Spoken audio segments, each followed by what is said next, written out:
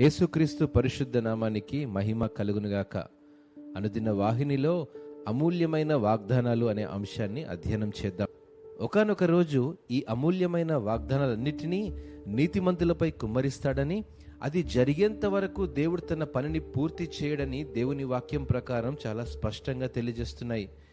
దేవుని ఆజ్ఞ ప్రకారం పొరపాటు చేసిన వారికి శిక్ష తప్పదండి. అయితే ఆయన వాక్యాన్ని విశ్వసించగలిగితే, ఆయన ప్రణాళికను విశ్వసించే నమ్మకమైన వారి కొరకు అద్భుతమైన నిరీక్షణ దాగి ఉంది.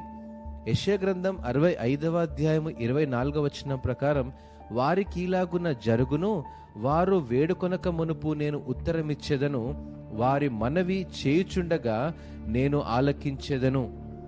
నేనంటాను, సర్వజ్ఞుడైన మన దేవునికి ప్రారంభానికి ముందే ముగింపు కూడా తెలుసు. మన మనసు ఎరిగిన దేవుడు అందులోని తలంపులు కూడా ఆయనకు తెలుసు. దేవుడు సృష్టించిన మనందరి హృదయాల ఆలోచనలను చదవగలడు. మరియు ఆయన విశ్వసించే వారిని విమోచించాలనే ప్రణాళిక ప్రపంచం పునాదికి ముందే రూపొందించబడింది. ఈ మాట సత్యమండి. దేవుడు వెక్కిరించబడడు మరియు నీతిమంతులు విశ్వాసంతో జీవిస్తారని దేవుని వాక్యం సెలవిస్తుంది.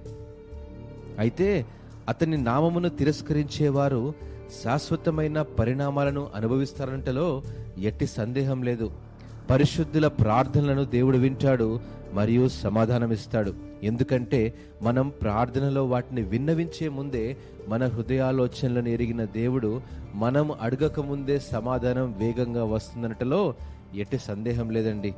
మనం పిలుస్తున్నప్పుడు దేవుడు మన మొరకు ప్రతిస్పందిస్తాడు మరియు దేవుని సమాధానం ఎల్లప్పుడూ ఆయన మార్గంలో ఉంటుంది.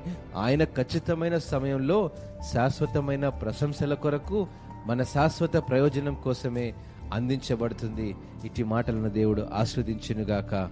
ఆమెన్.